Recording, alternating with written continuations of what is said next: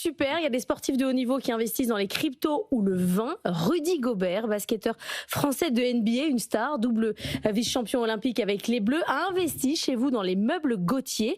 Ça fait 25 ans que vous dirigez le groupe. Oui. C'est un groupe qui a été créé par votre oncle en 1960. Vous étiez en redressement judiciaire en juillet 2024. Vous en êtes sorti le 2 décembre. Vous avez bénéficié de soutien d'industriels, dont celui de Rudy Gobert.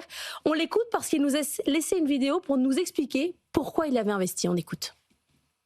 J'ai fait connaissance avec les meubles Gauthier quand j'étais au centre de formation de Cholet. J'avais un lit qui était sur mesure et donc j'ai appris qu'il a été fait par les meubles Gauthier. Et quelques années plus tard, je deviens joueur professionnel et puis j'ai la chance de pouvoir réaliser mon rêve d'être drafté en NBA. Et donc, il y a quelques années, j'ai appris que l'entreprise était en très grande difficulté. Et pour moi, ça allait de soi d'aider pas seulement une entreprise, mais surtout aider un ami et de contribuer à cette possible merveilleuse histoire qui va impacter beaucoup de vies et surtout qui est aussi un symbole.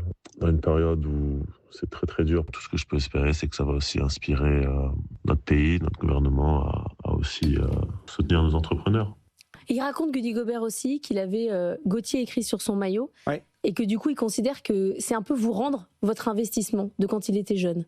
Oui, c'est la boucle de la vie. C'est vrai que ça a été une belle surprise quand on a discuté cet été, à la fin du repas, qu'il me dise « écoute, j'ai envie d'y contribuer ». Donc c'est 15 familles industrielles de la région ouest, foncièrement des Vendéens.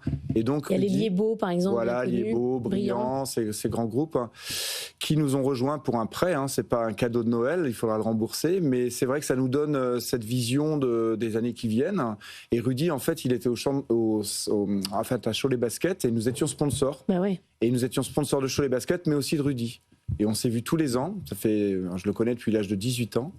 Et voilà, il est assez discret en France. Et je pense qu'effectivement, cette décision qu'il a prise, c'est tout en son honneur et c'est extraordinaire pour nous. Mais ça veut dire de manière totalement froide que c'est un retour sur investissement. Ça n'a pas été calculé comme ça. Mais ça veut dire que vous avez investi sur un petit basketteur qui il aurait pu devenir rien du tout. Il était déjà grand, j'imagine. Mais que vous avez sponsorisé le sport local. Oui. Et que quand même, voilà, des fois, ça a un impact. Exactement. Quelquefois, on se dit sponsoriser, c'est pour faire des nouveaux clients ou faire plaisir à des gens.